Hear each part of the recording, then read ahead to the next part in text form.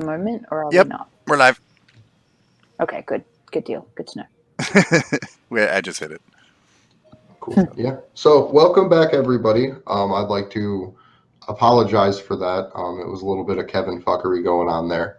But so we were talking about the Channel 9 piece with the Stella Morris interview. And so I wanna hand it over to you, Elizabeth, to pick up with that. Well, literally all I was saying, or I was just asking, was whether, or basically I was asking in the context of the fact that everything around Julian Assange and WikiLeaks in the media has been either filled with errors, lies of omission, or outright smears. And some of those I think were not on some journalists' parts, I think it was more laziness and ignorance than ill intent. I mean, we had Niels Meltzer describe how kind of unintentionally and ignorantly, influenced by propaganda against Assange he was before he looked into it. So some of these journalists, I think, are just kind of being lazy and repeating the lines they find in other articles. But is extremely malicious.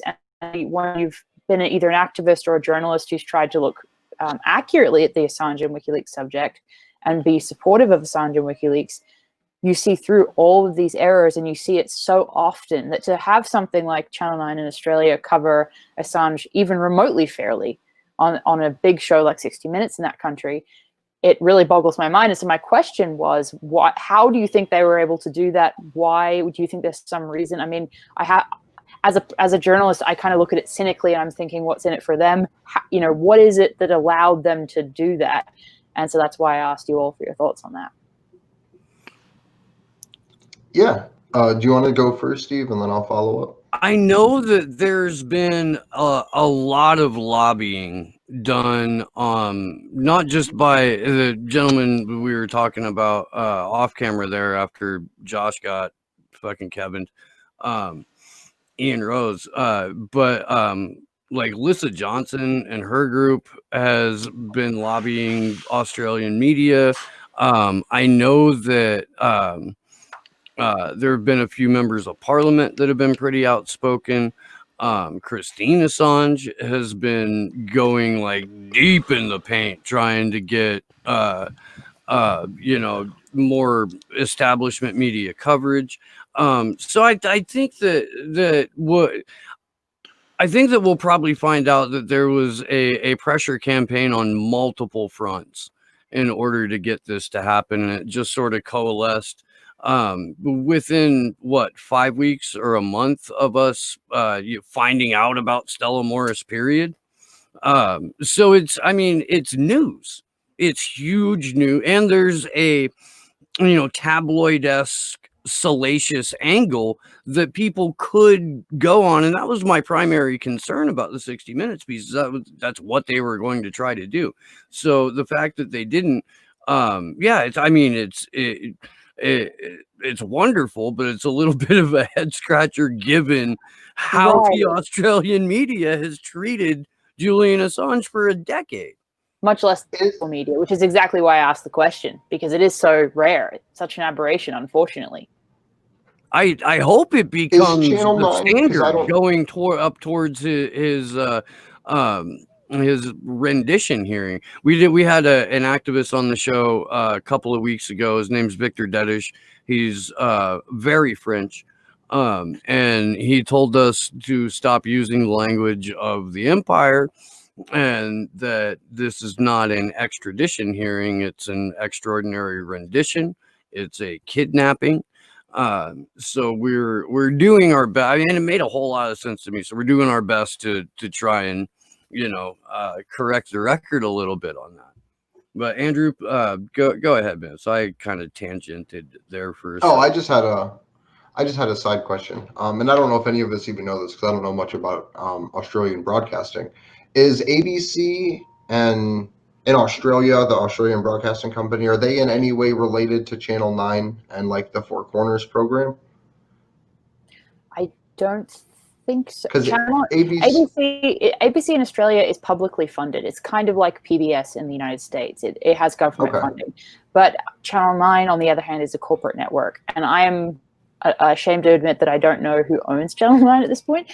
But as far as I remember growing up in Australia, and this is just literally my memory living there, not something journalistic at all, but from my memory, it was kind of like a more, I don't want to say salacious, but it was more of that kind of like clickbaity type content in general as a station. But that's my memory, and it could have changed since I've been there. It's been a long time. So yeah, but I mean, there were shows on each channel that would be that way and then have more serious journalism. I think growing up in Australia, the more serious journalism would be on channels like ABC or SBS. And by serious, I mean kind of like, because SBS would be kind of like the equivalent of NPR here. And that doesn't mean it's actually good journalism, but that's the perception you had of it growing up there. So I don't know if that helps. And so, because I don't know how much of the answer for your question got into the conversation before we actually got cut off. The point that I had brought up, and I'll start with, I appreciate the fact that this was produced, but in my opinion, it feels like it's a way to say, hey, look what I did. And where there's silence and so many other things, and for so long, 6 months, 10 months down the road, if something happens to Julian, regardless of how they actually want to portray the case and how whatever powers it be there want to represent it, it gives them the thing to say, hey, well, you know, we tried, we put out this piece, like you can't blame us. And I would like them to prove me wrong. I would like them to continue to put out wonderful pieces about Julian and actually be honest about the situation and go as far as to support David McBride and the situation that he's going through as a whistleblower in Australia right now. So that's my hope.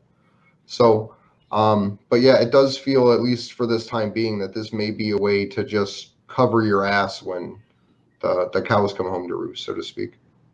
The cows come home to roost. Is that an Ohio saying? Because we didn't have that in Indiana. Cows don't we had roost? Chickens coming home to roost. No, we got cows. And we had cows lay. You know what, dude? Okay. I've been in California for 20 years, but I'm still enough of a fucking Hoosier that whenever I drive by a field full of cows, my dumbass always goes, "Cows."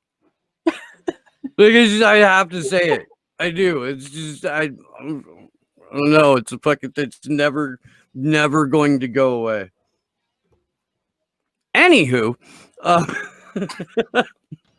just had to make sure there was an awkward silence after that. That's freaking awesome.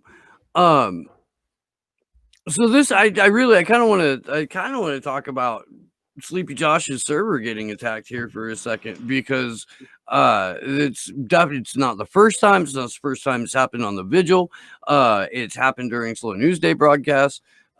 There have been like ridiculous attempts to try and crack into the place where we keep our show docs.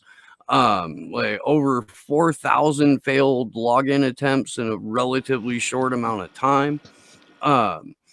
And that's not even counting the personal characters assassination attempts. So, you know, smeared attempts and all that. So so we must be doing something right. Or they really don't want us to unite a whole bunch of people and get out into the streets in Washington, D.C. Did you see that they declared an autonomous zone in D.C.?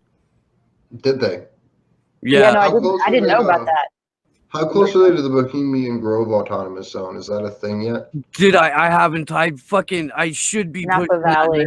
So we can pull down the statues of Moloch inside Bohemian Grove. Last week when Burmis was on, we were talking about Chaz, and he had mentioned that Bohemian Grove was canceled this year, and somebody in my chat was like, you should turn Bohemian Grove into an autonomous zone. And I'm not personally going to do that, but everyone listening should. And I'll come visit and I'll hang out and I'll help you pull down the giant owl.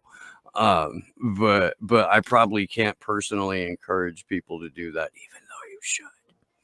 To occupy Bohemian Grove. That would be fucking. That would be. Now that's when the crackdown would really begin. I mean, right. You know. Yeah, Right, forget Capitol Hill. Just don't dare go into the forest around the, yeah. That's like an hour. No, it's probably about 2 hours away from me. But yeah, I mean, it could happen. It could be a beautiful thing. Occupy Bohemian Grove. I mean, if you're gonna occupy a space and be in a tent anyway, it might as well be in a delightful forest setting. Incredibly. Just bring a lot of sage with you. Oh There yeah, you go. There you I go. don't think Because you're there's gonna have to enough clear the sage air there a little on bit. the planet Yeah. to cleanse what has happened in Bohemian Yeah, Grove. the but- thing is, and this is totally tangential, but I saw the best meme that I've seen in 2020 has been this woman with a sign, and it's photoshopped to say, 2020, there ain't enough sage in the world for this shit. It's like, yeah, that about sums it up. But yeah. One of my favorite memes this year is a chick who has a mask tan line. Yeah. We're There like, you go. man, there's gonna be some really weird tan lines in 2020. Yep. I don't know, dude. I live right by the beach, and nobody cares about whatever the restrictions are. We're a tourist community, so people from San Jose and people from all over the landlocked cities here in California will flock to Santa Cruz, and they don't give a fuck about the people that live here. And then, I don't really give a damn about whether they wear a mask or not, but I wish they would throw their fucking trash away. That would be handy. I've got a buddy who took pictures. I'm going way off script here, but buddy of mine had a few friends that were like, we're gonna go pick up trash on the beach today, and we're gonna be good citizens, blah blah blah. They had eight trash bags when they showed up. Immediately filled them. They had to go buy a whole nother box and went through the entire box. They filled up like 3 SUVs and the entirety of a pickup truck that had like moderate sideboards on it. Just from it was clean Saturday, so just from Saturday through Saturday night, Sunday morning. Wow. Took away bag after bag after bag of garbage. And like, look, man, you can pack your trash. You can. I realize that we just, had to teach the entire planet how to wash their hands like 4 months ago. But the next logical step after shapes and colors, and we can, we could do that if we needed to, is cleaning up after yourself. This is turned into something super weird. I'm sorry. So to continue this, on my way home the other day from work, I was thinking, like, what's the next thing that we're going to learn as a society? And I'm like, I'm pretty sure the next pandemic is going to be somehow related to like gingivitis. And they're just going to be like, brush your teeth for 2 minutes. So I'm pretty sure that's where we're headed next, is Use often mouthwash and shit like that. Yeah. And I'm going to go back to what we were discussing earlier about the Stella Morris interview, because I wanted to say that I think that one of the reasons that I even asked that question in the back of my mind is because it's not just the misrepresentation of the Assange and WikiLeaks issue in the media for 10 plus years. It's also the, issues like Epstein, where you corporate media cover it, or these docuseries cover it, and they say, oh, the never before seen backdoor deals of Epstein or whatever, and then they completely shill through lies of omission or outright lies to cover federal agencies' connection with people like Epstein. So it's not just the Assange issue, it's many other issues around abuses of power by governments and corporations and all of that then make it so surprising, and you almost have to feel jaded looking at it when a corporate media outlet does something remotely honest. It's like, wait, there has to be something wrong with this. What? Catch? Well, exactly. They even censored that story really hard too, that 60 Minutes piece, because it's something like, of all people, we are the most tied in here to this situation, more or less, just for the way that we tried to read news. And it was one of those things that it came up and we were like, oh shit, this happened. Like, holy fuck. Because of the region locking and the group space that people are held into on the internet. So even for them to be a mainstream organization, the censorship engine still all applies the same. They even broke down the political motivations behind the Swedish investigations. Isn't that stunning? That's stunning to me that Yeah. they would do that. It's incredible. Yeah. That never happens. That literally never happens. It's like when everybody who thought Hillary would win woke up to Trump as president. That's how I feel looking at this thing, because it's like, this does not happen. The world must be upside down. Well, what timeline is this? Because this never happens. Right? Did we wake up in a different timeline? Yeah. It's like, There's going to be a You're treating compassionate Assange relief fairly? for Julian Yeah. Assange, but as being a remand prisoner in a COVID-infested fucking shithole. And they called it Guantanamo, UK's Guantanamo Bay. Like, they allowed that to go on air. Like, what? You know? Yeah. So. Yeah. So no, I mean, that's just that I do. My hope is that like people got informed for maybe the first time in an audience that is definitely not our, fan base. And that other stations pick up on it and they're like, oh, that's something that's an interesting story. All of a sudden now we had no idea we were printing smears, and it really worked out for us. But I guess if we're going to talk about it now, let's talk about it. Like that's my hope. I don't know. I know. I hope there's someone in the intelligence community that would was approved that to be a thing, that was like, well, we'll just let this one piece out or some shit, and they're like, fuck, that was a terrible idea. Yeah. Because there is that tit for tat shit that goes on with the way information gets out. So maybe it was someone there that is an Assange supporter that was able to get that set up. I hope so. We should all do some digging. That would continue. Yeah. We should all look into this a little bit and compare notes at the end of the week or something. And you guys in the audience too. You please try to find out how this whole thing came about, and we'll have a race. And whoever wins the race, I don't know, gets a Slow News Day t-shirt that says Commander X broke my brain, which I'm having made here soon. That's great. Oh my God. Real quick, I'm going to plug the show from Sunday because Commander X quite literally broke my brain. But Anonymous has created their own digital currency. And that will be going live on the cryptocurrency exchanges on Thursday. And Commander X broke it, said shit so far over my head that I need to rent a helicopter, right, to go figure out what the fuck he was saying. But the way that he pitched it was, this is how you fund your revolutions. This is how you fund your protests. This is how you fund your actions. Your privacy. This is the most private you could possibly be in a transaction if you want to, and it's the most transparent you can be in a transaction if you want to.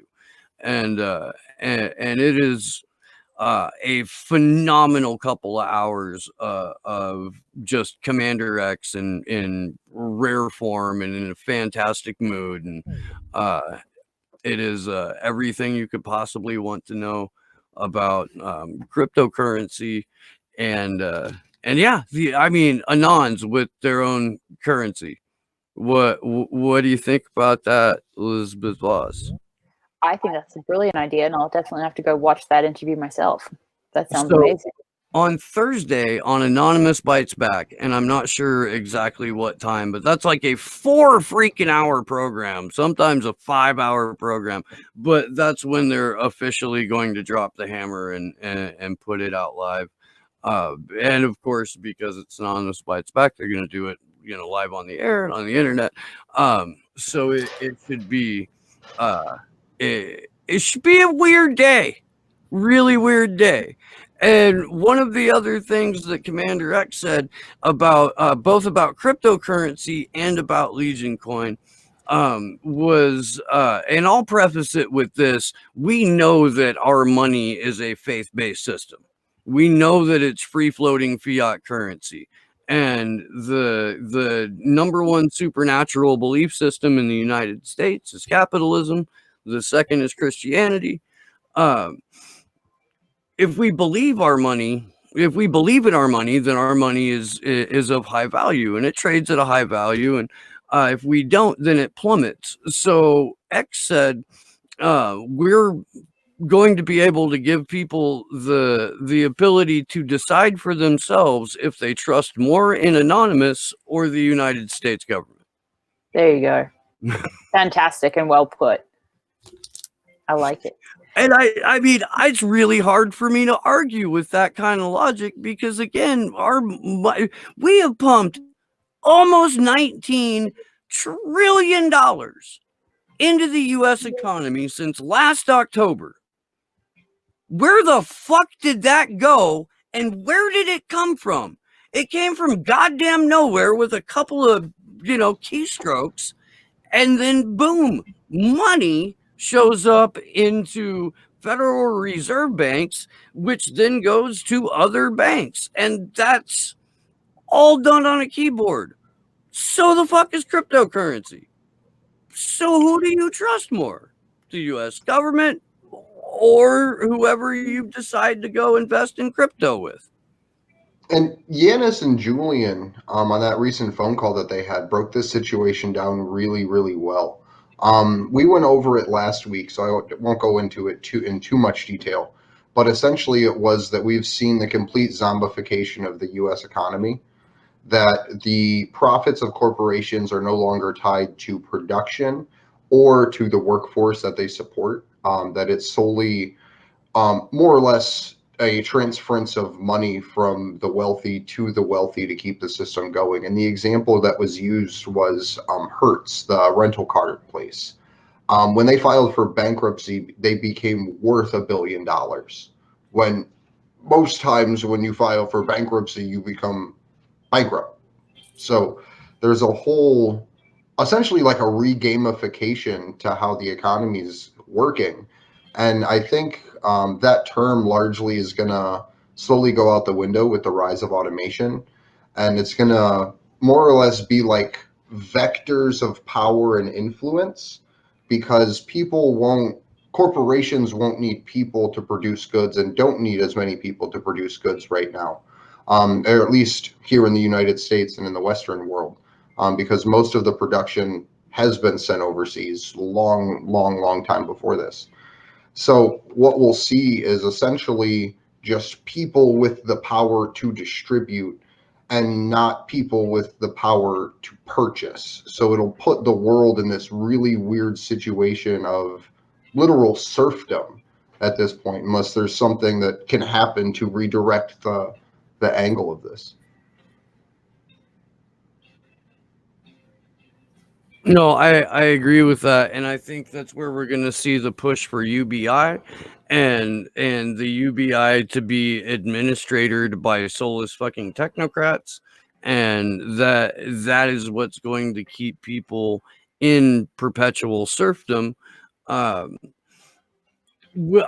with all of the further erosions of constitutional rights, human rights, civil liberties, all of that. The main crux of what Whitney Webb started writing about back at the beginning of the year is about all of these simulated exercises that take America from whatever the fuck it is we are right now to a post-pandemic police state.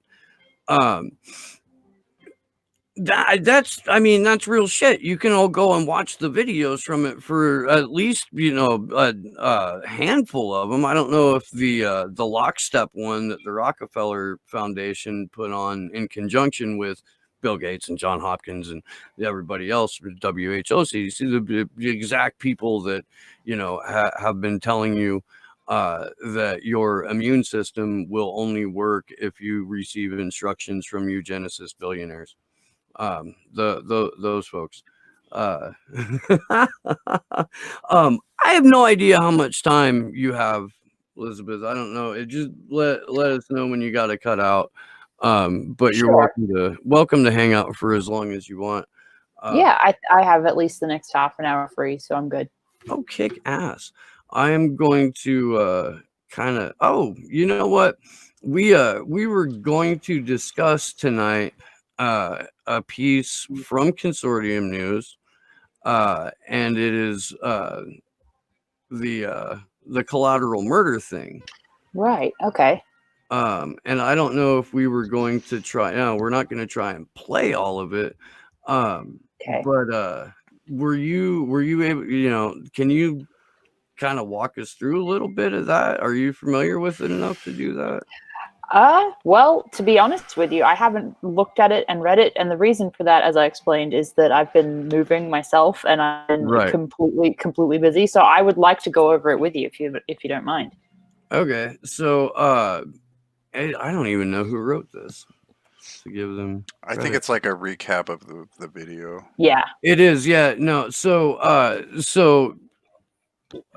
I'll just kind of read a little bit here, but we can expound on WikiLeaks editor-in-chief Kristen Ramsden and Julian Assange's lawyer Jennifer Robinson responded to Guardian articles this week that delivered significant context to WikiLeaks' 2010 collateral murder video release.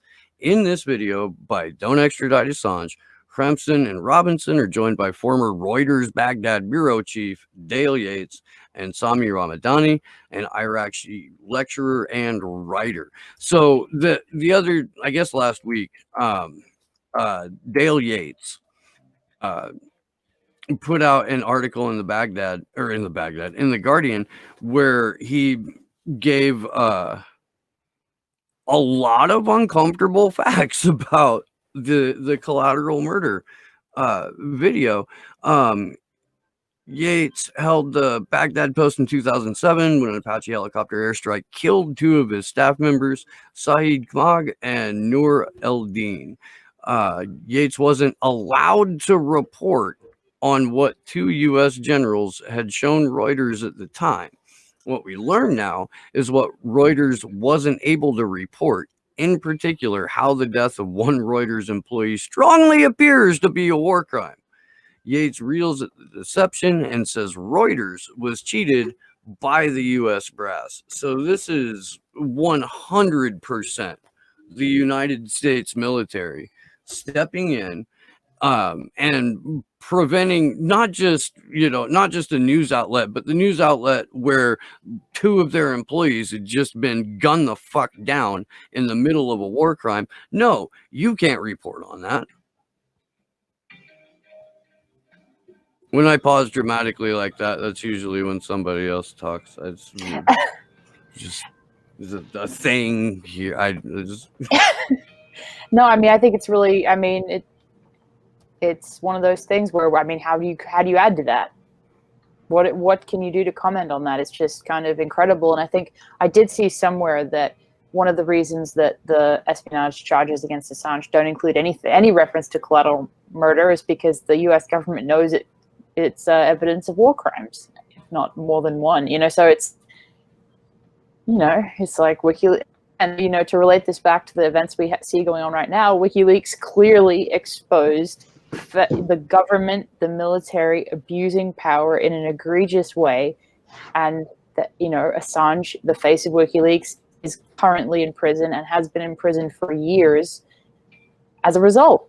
And so if you think that you want to stand up for journalists on the street against police abusing and arresting them, then you have to, by extension, support Assange. You really can't do one or the other. You have to do both.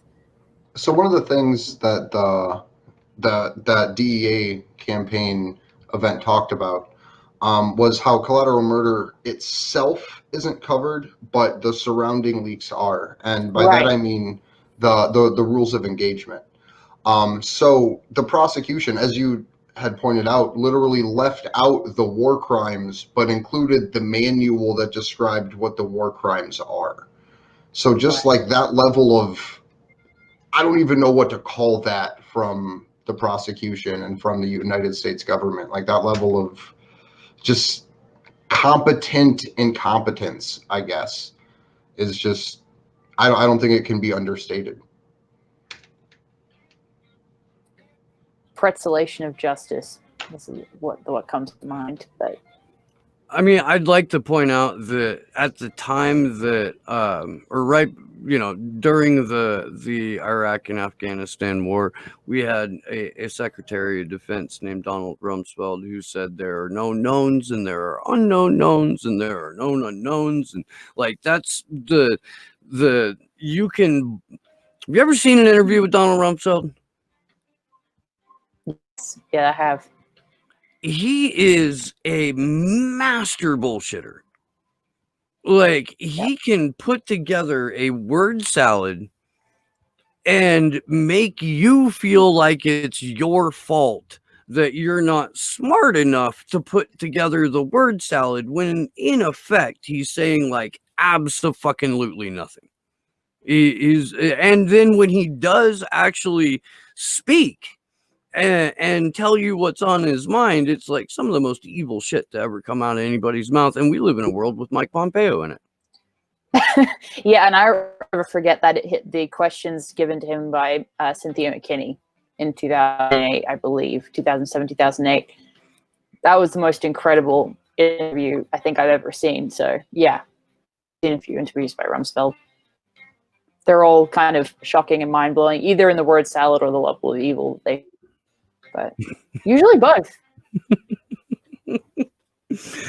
He was interviewed by Jon Stewart, and it was an incredible softball interview, and I was at the time disappointed, but looking back, I realized exactly what the Daily Show was and what it was supposed to do, and it was there to bring in a whole new generation of Democratic voters, and you were going to get just enough criticism of the establishment Democrats to for people to be able to point and be like, nobody talks about them too, Right. But at the end of the day, it was access journalism on full display for hipsters. Right. Exactly. It's kind of, the parallel example to me, like the more recent version of that would be Jimmy Dore realizing in hindsight what Tulsi Gabbard was, or, his interview of her and the pain on his face interviewing her that last time. I think that's that moment too, where it's like, dang, now I realize what you were, and it happens. You watched that poor man's heartbreak in real time, like while his head was exploding. Internally, but he couldn't get mad. And he still managed to be polite. That was the best part. That was even more painful than if he'd let it loose and gotten mad. Right, it was. Because Jimmy does let loose so often. That's his go-to. So to see him remain polite, you knew it was painful. I think that was part of his comedy. Like, I think that was part of the joke. When he realized what was going to happen. Because if you were in his chat, like, you'd have thought that they were murdering puppies on camera. Like, it was crazy. So I think that Jimmy maintaining that, like, oh, well, I didn't know this, and like pleasantry attitude was to build that fervor within his group even more in themselves, more so than feeding off of him. So I thought that was a great way to make her put the final nails in her coffin. Yeah, it'd be like watching somebody who was an independent journalist and a real pro-Bernie guy or girl, and then they get Bernie on and he talks about why you need to vote for Joe Biden or something. The pain they might feel. I think that, that's the kind of the equivalent of what we saw, and it's just... I want that to happen to Kyle Kulinski. Yeah. I wish upon that for Tom Hartman's Padawan. I do. There you go. That is because I didn't click on it, so I don't know. I'm almost positive I saw a video or a title for a video where Kulinski and like another quote unquote progressive are defending voting for Joe Biden. And there's a reason I've been calling Kulinski Tom Hartman's Padawan for a couple of years, because I can see it. I can. Like at the end of it, there's going to be okay, but we really got to get rid of the bad guy. We got to suck it up, and we got to vote for whoever the Democratic nominee is, because that's what, smart and rational people do. And I think that moral people, smart, rational people, right?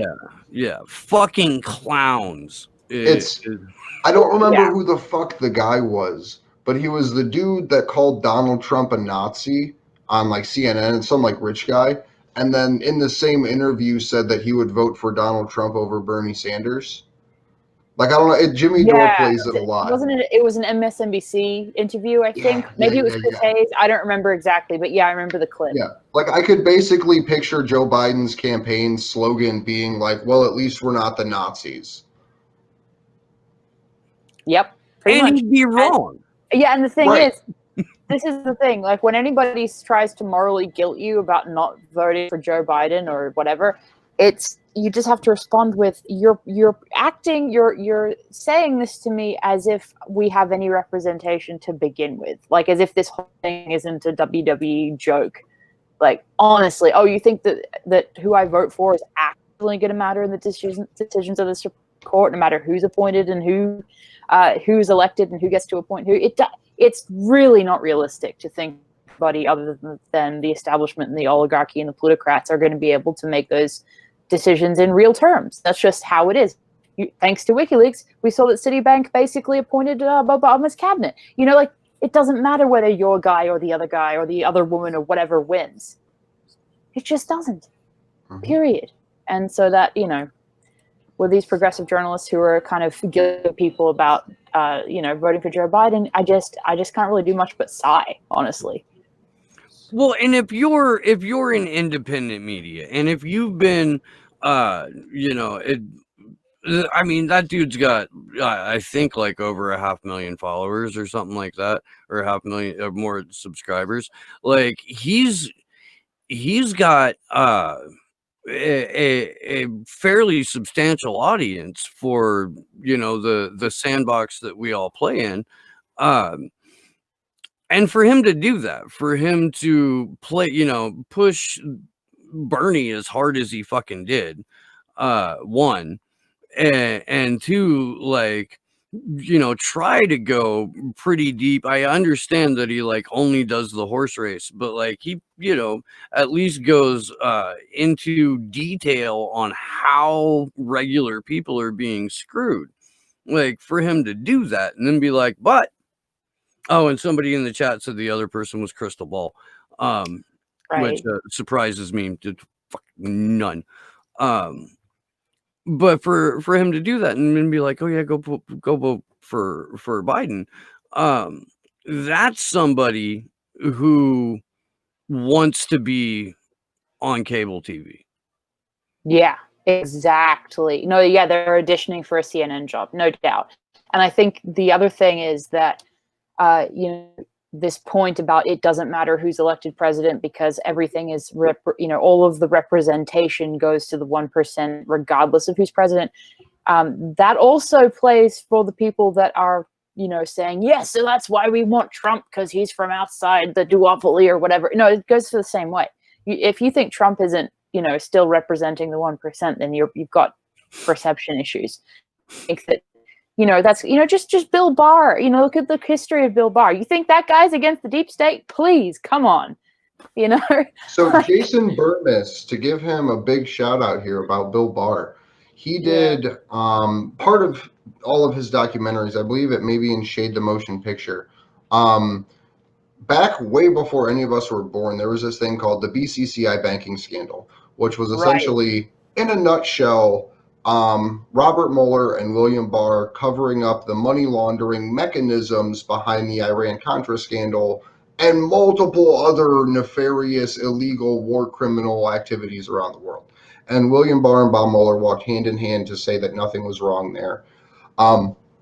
So just to add to that, because So yes, that's perfect. That is the perfect example, because you've got Mueller and the Trump-Russia collusion scandal on the Democratic side, and they think he's going to like actually go against Trump or whatever. And then on the Republican side, you've got trust, Bill Barr, he's the guy, he's whatever.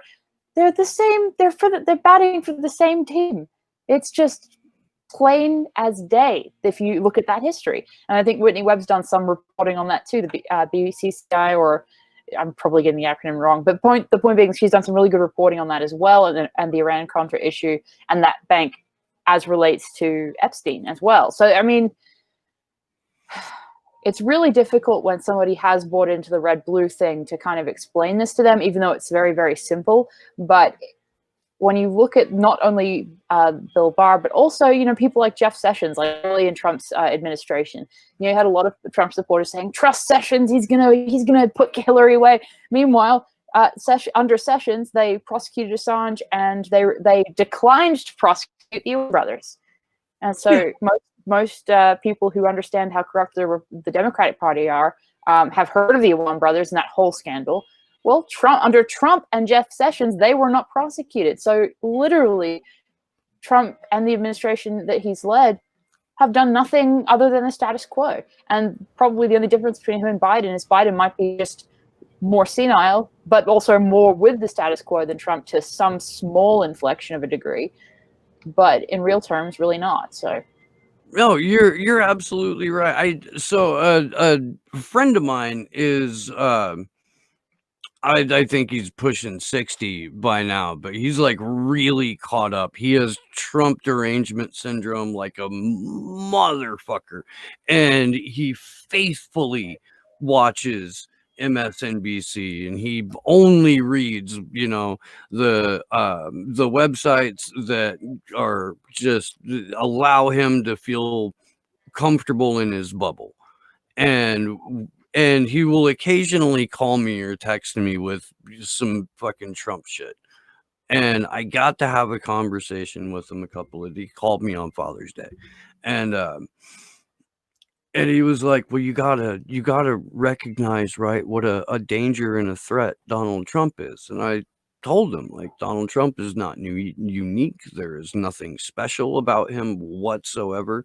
He is a caretaker of the agenda that George H.W. Bush put into motion when he was the vice president under Ronald Reagan, and every president thereafter has been a caretaker of that, and Joe Biden will be a caretaker of that.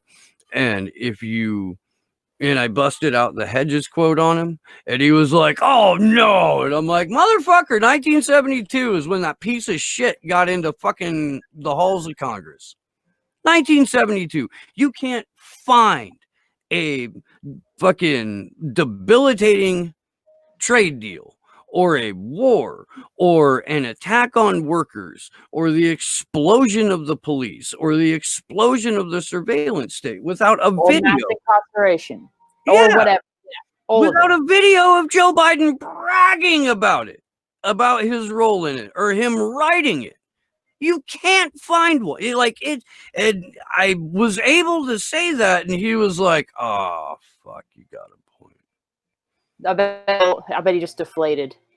He really did. He really, really did. That's that death hope that people want to do everything to avoid, but that is entirely necessary for any critical thinking to ever happen. And my favorite quote from Biden is one he did when he was, not senile and very, very young. And I think he'd just been elected for the first time. And he was joking out loud, knowing he was on air. This wasn't like a hot mic or anything.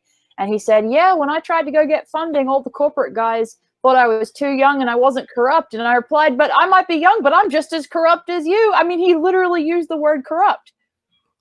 He's telling you what it is. He's not hiding it. He called himself a prostitute. I went to prostitute myself. Yeah, and right. they told me to wait until I was 45. Right. Yep. That's literally his exact fucking words. That's your guy. That's all you need. I mean, it's like you don't even need the dimension. Just that. In the general, and when the primary ends and the general begins, that will be the UFC that we see on television. Right. It will be Donald Trump doing fail videos of the worst Joe Biden speeches you can fucking imagine.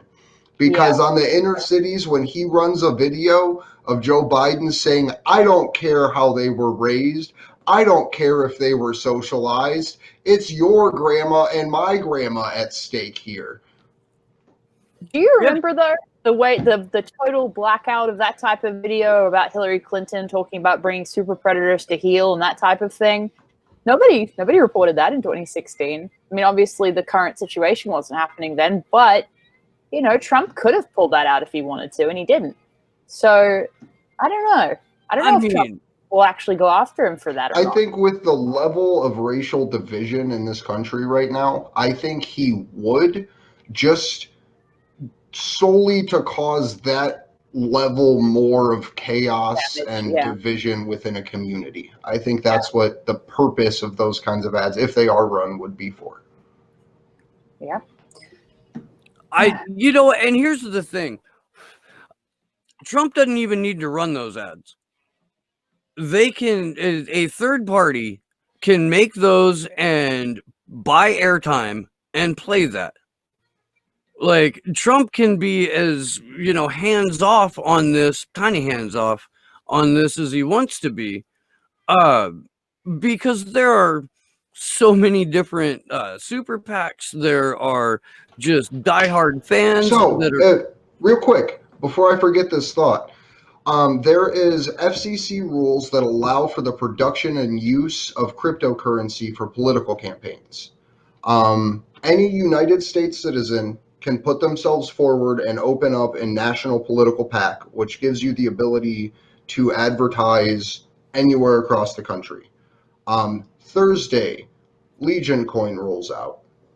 I just want to make sure that that idea can be put in whole and projected to the ether of national PAC, cryptocurrency advertisements. I feel like the A4A GoFundMe should start accepting Legion Coin. I think that's something that needs to happen. We should accept crypto anyway. I can make that happen. Yeah, excellent.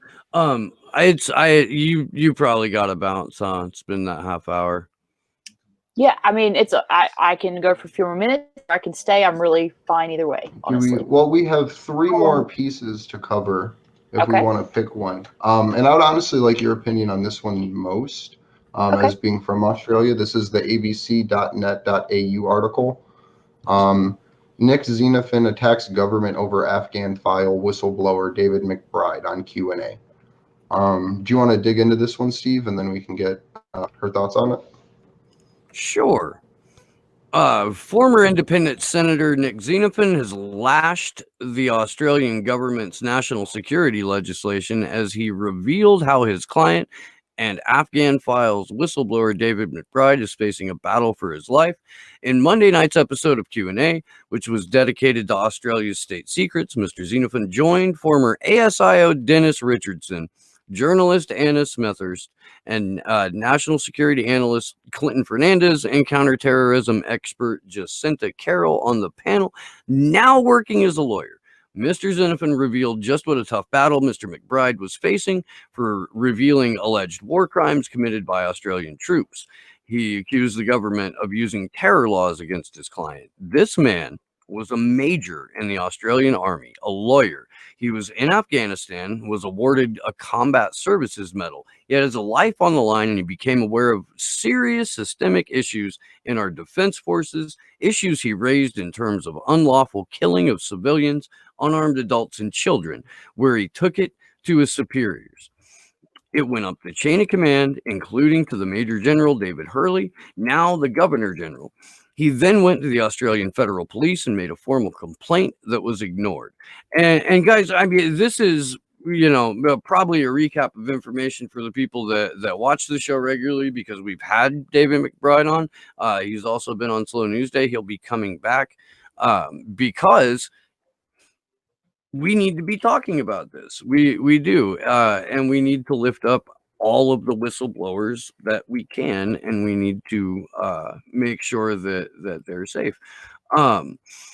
Mr. Zieneman said Mr. McBride then took his concerns to very senior politicians, urging them to investigate. He eventually got a response by the Australian Federal Police 3.5 years later when they raided his home and charged him for leaking information to the media. He admits he gave the information to the media because he exhausted all remedies available to him and now faces trial and a life in prison. Thoughts up to this point so I can take a break from reading? I think that this is part of the trend we have seen and are going to continue to see of the Western countries that obey America becoming harsher and harsher police states, and in a more and more overt way, where the Assange precedent, the Manning precedent, has given them the all clear to just prosecute and persecute anybody who leaks this type of information that's critical of their authoritarianism and their misdeeds and war crimes in military situations. I think that this is kind of what one would expect while Assange is in prison. This is something that one would expect from a client government of U.S. empire to be almost more severe with its whistleblowers than the U.S. might be. I mean, Chelsea Manning at this point is free, so it doesn't surprise me that the UK or that Australia or Canada or any of these other states that really obey the US, that they would be eager to prove how quickly they will stamp out whistleblowers in US-led conflicts. So this isn't necessarily related to David McBride, but what's his name? Dennis Richardson, the chief of Australia's spook agency, the ASIO, claimed during that Q&A that he had never heard of UC Global and he had no idea who David Morales was. Are you fucking kidding me? He's the head of a spy agency in a Five Eyes country. He knows who UC Global is, and he knows what they did to Julian Assange. 100%. If I, in more or less a log cabin in Northern California with an internet connection and the ability to read El País, if I know who UC Global is, that motherfucker knows who UC Global is.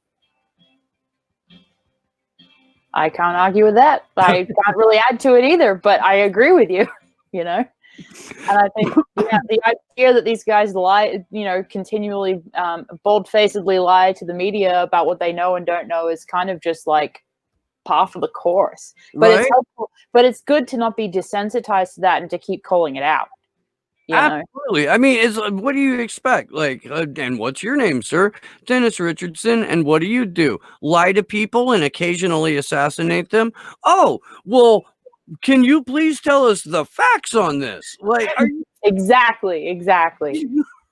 And that's, since 2012, with the NDA that allowed for propaganda to be put on U.S. airwaves.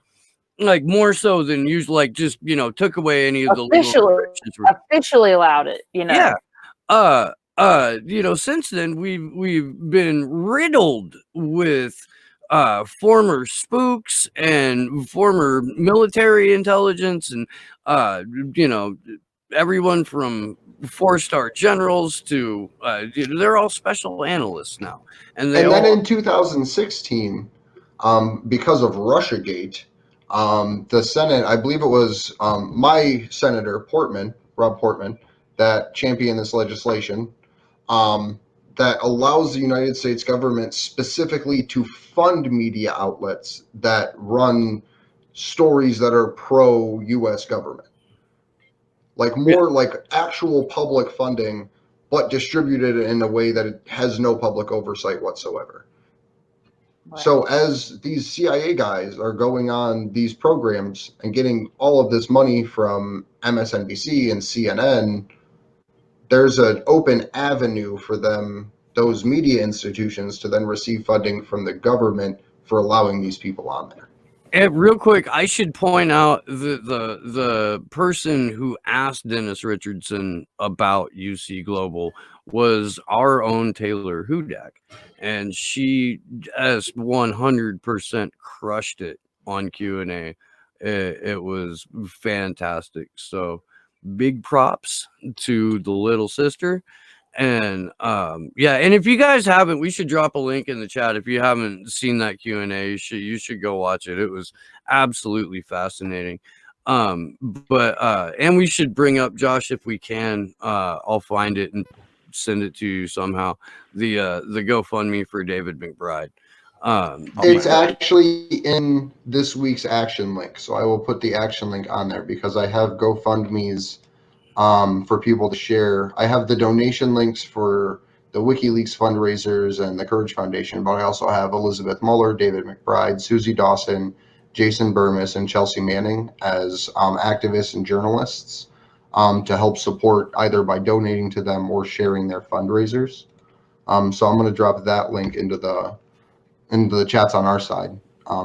Anyways, but so something I wanted to mention real quick is, and this was brought to my attention through our chat, Kim.com put out 2 tweets today within the last couple hours. The first one reads, alleged recordings of a phone conversation between Joe Biden and former Ukrainian president have been leaked. If these recordings can be verified to be authentic, they sound authentic to me, then Joe Biden has a problem. Powerful ammunition for the Trump campaign. And then another one followed that. Make no mistake, even with Julian Assange silenced by Trump for fears of leaks that could prevent Trump's re-election, the next few months will be a festival of leaks damaging Biden and Trump. The surveillance/hacked products of many agencies and hackers will be yours to see. Interesting. And I want to point out, before the world gets set on fire by some insane propaganda effort, Kim.com also pointed out accurately that Julian Assange would be releasing information about the Hillary Clinton campaign, I believe in 2015. So he has a very solid track record of being ahead of what is coming for the political theater. And for a moment, I'd just like to quickly return to something. Sorry to not respond to that, but I wanted to just add to something you said earlier. And that was the comment about the intelligence agents, the generals and the former military intelligence types who have been just, flooding news media over the last few years, especially since 2012. I think it was in 2017 that Assange, when Assange was still on Twitter, that he compiled this long thread of these same people that we were just discussing, that you were just discussing, on various news shows and sometimes in print, calling for his death and assassination and murder and torture of his staff and all of this over and over again. And so I think those two things are definitely related, and you really can't extricate one from the other. The only difference right now is that Assange can't acknowledge it or speak back. No, you're absolutely right, and I've seen that thread, and I mean, Jesus Christ, we played a clip last week, or we played a video last week on the show. That was the same thing. It was talking heads, and it was elected officials and unelected officials, calling for the extrajudicial or extra legal assassination of Julian Assange. There's people going, why can't they just why can't they just black bag the guy and shit like that? And yeah, it's Osama bin Laden and not a journalist or something like that, Yeah, and it opens with Joe Biden calling Julian a high-tech terrorist, and then about 2.5 minutes later, Mitch McConnell is saying verbatim what Joe Biden said. Now, these are supposed to be the bitterest of enemies, and on completely different sides of the political coin, and yet they are in 100% lockstep on the driving home the narrative that Julian Assange is some kind of cyber terrorist, and that's what the prosecution's case is going to hinge on entirely. And that's exactly what Mike Pompeo said. You know, he compared WikiLeaks as an organization to Al Qaeda. He called them both non-state terrorist organizations. So I think, and what you're saying is really accurate. And I think that what it shows us, the instruction that we should take from that, is that on these issues where you have Mike Pompeo and Mitch McConnell saying almost word for word the same thing that Joe Biden, the Democrat, is saying, it shows us the issues that the plutocrats and the warmongers care about, they actually care about, are those they have the same opinion on. So that would be Assange, it would be pro-war, it would be all of these things, anti-healthcare. But the stuff that they actually use as token examples of difference are the things that they don't care about. And that doesn't mean we shouldn't. But they use certain issues to make it appear that there is a difference of opinion. What I'm saying is that the stuff that they are the same on is what they really care about.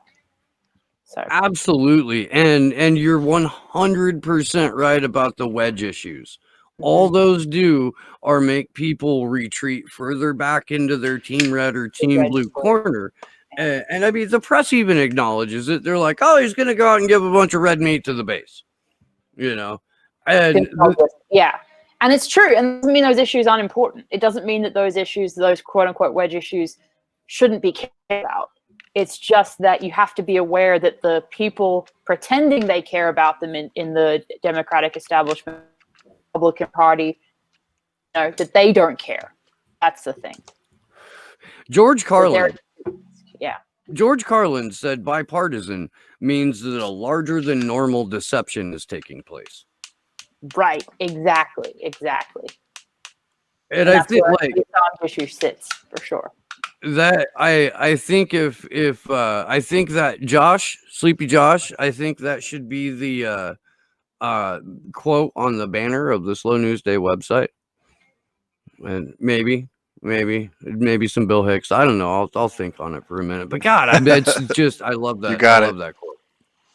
I do. It's perfect. It in a handful of words encapsulates the entire U.S. political system.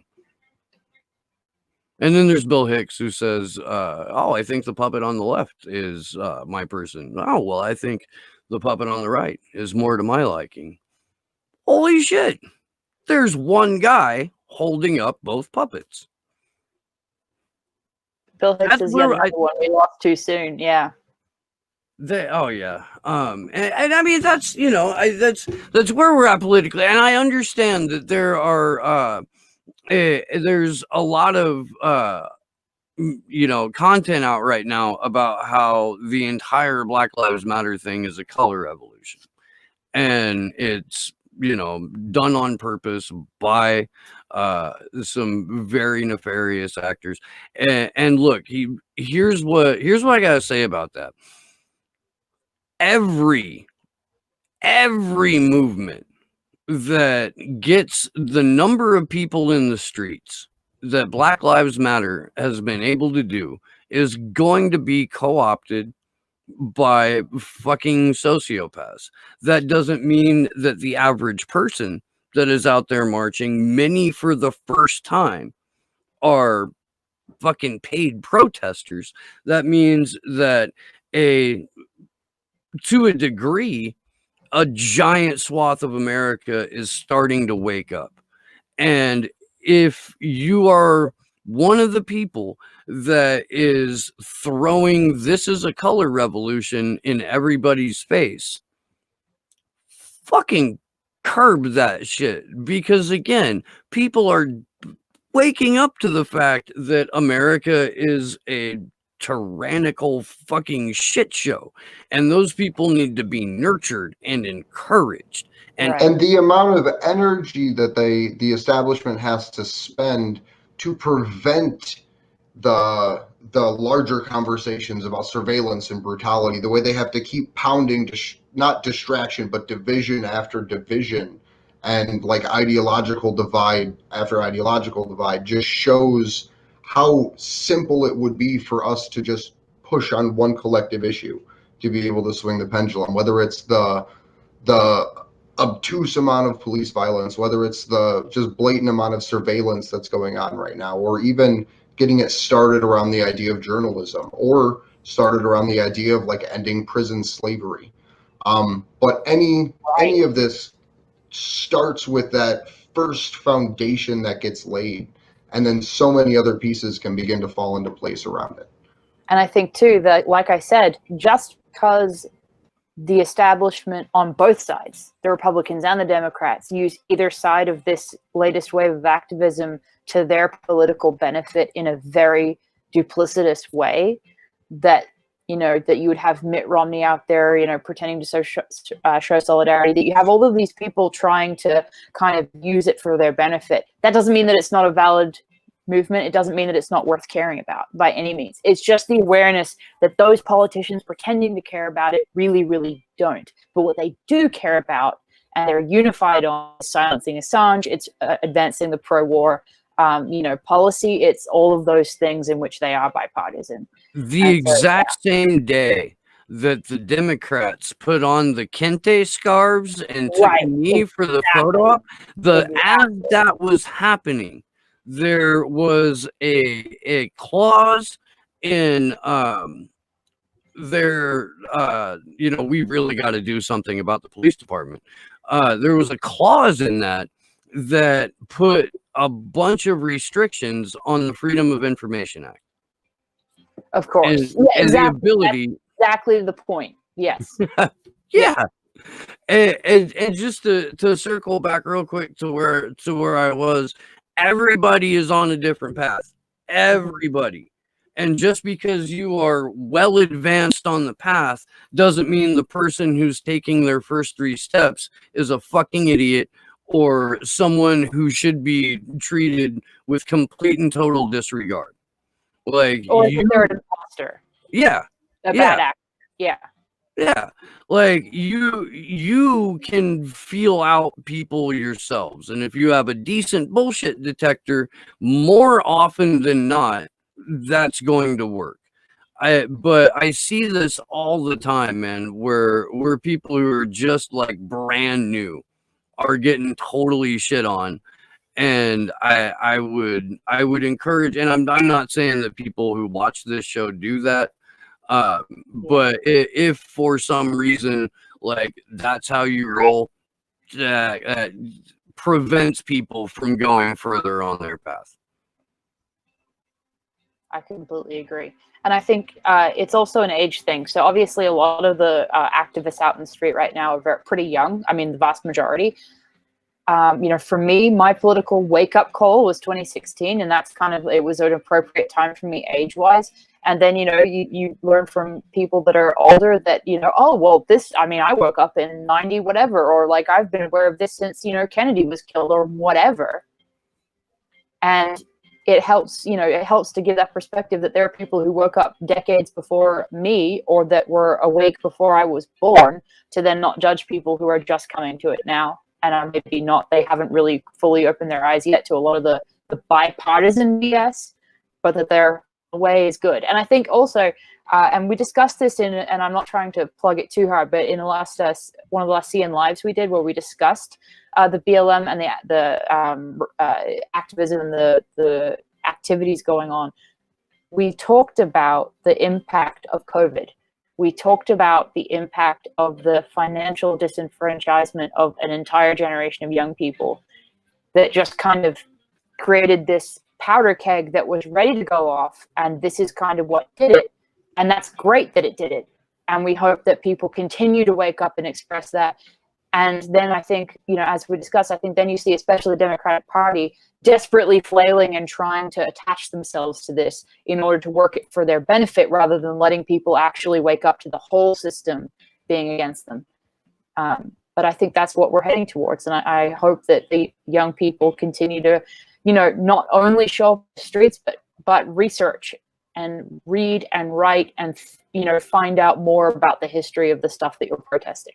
That's my favorite thing about the K-pop stans who have showed up out of nowhere to like be a swarm of just constant frustration to U.S. politicians. I think that because there's the hand of Anonymous is involved in that, for sure. Like, they didn't know at first that they were getting all these all these follows and messages from the K-pop kids. They were like, what the fuck, really? Is this real? Is this real? Yeah.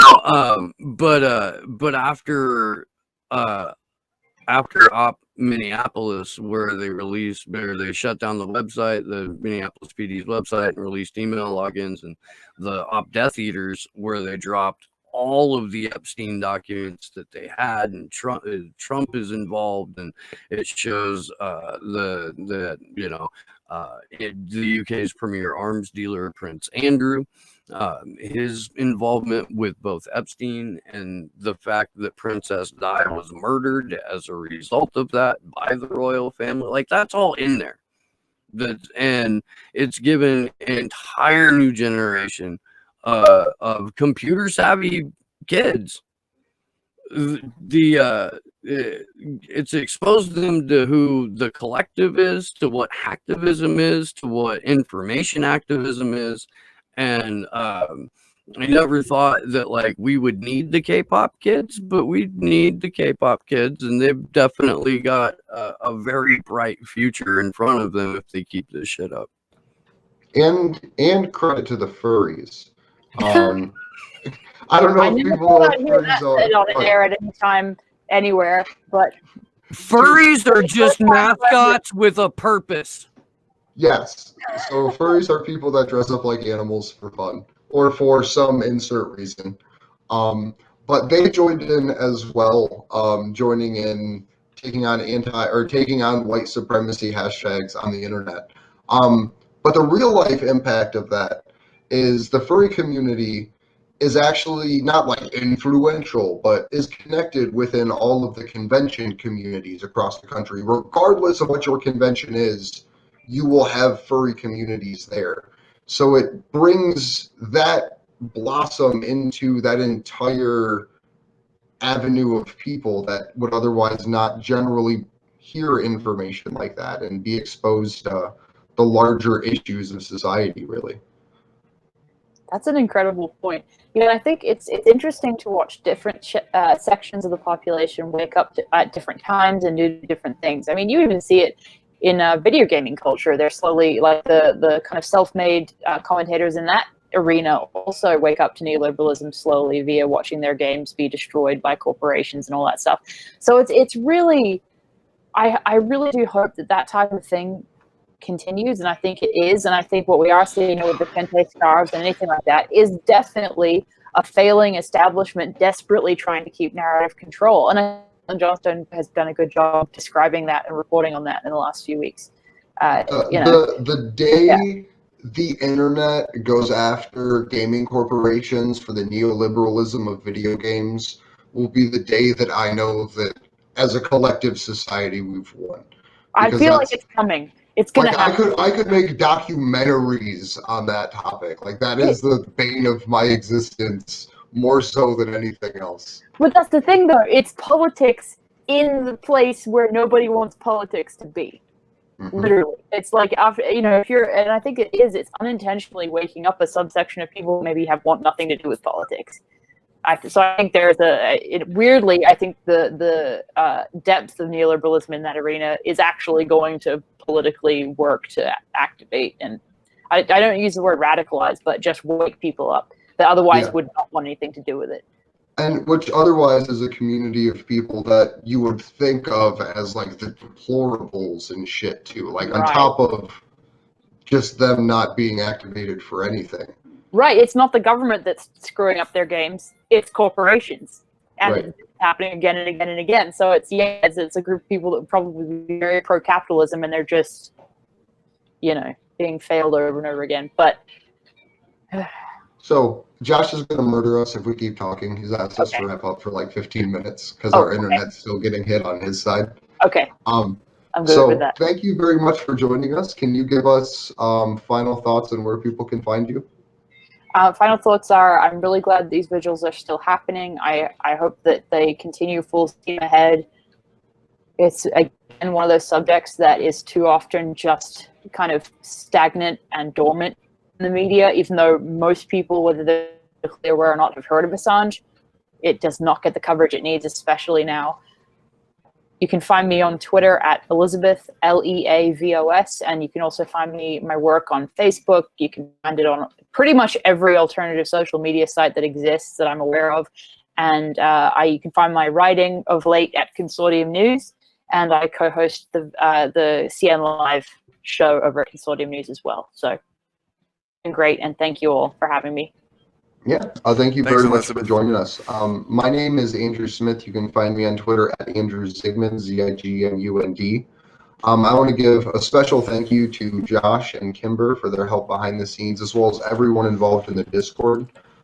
We just set up our brand new social media team behind the scenes. We're also looking on setting up action teams, Discord event teams, and multiple other organizing groups within there. So if you're interested in getting involved in anything behind the scenes, I'll put the link to the Discord into the chat for everybody. But you can find us on Twitter at action_4 Assange, and on Rockfin at A4A. So again, thanks everybody for joining us. My name's Steve Poikinen. I host a show called Slow News Day. You can find it here on YouTube by typing in Slow News Day podcast into your search bar. I'm on Rockfin, D Live. Gonna think about a couple other platforms, and everything that I've done is going to be transferred to the website too. So even if YouTube completely screws me over, there will be a Slow News Day archive there. Please make sure that you are with us next week. We're still doing a Saturday vigil. Sean O'Brien's going to be on. It's going to be tremendous. We're going to do a deep dive into the Earn It Act, among other things. I can't wait for that. Next week is our 1-year anniversary of these vigils. It will be our 52nd consecutive week of doing these, and we're trying to make it memorable for certain. So please make sure you're with us next week. It's been a fucking wild year, and I feel honored and stoked to have been a part of this from the jump. It has been beautiful, and despite the tragic nature of what we cover, it's been a hell of an experience. Yeah, I love you guys. Thank you. Please, if you can, donate to the GoFundMe. If you can't, share the link. And we will see you on Saturday at 1 p.m. Eastern, 10 a.m. Pacific. Good luck to us all.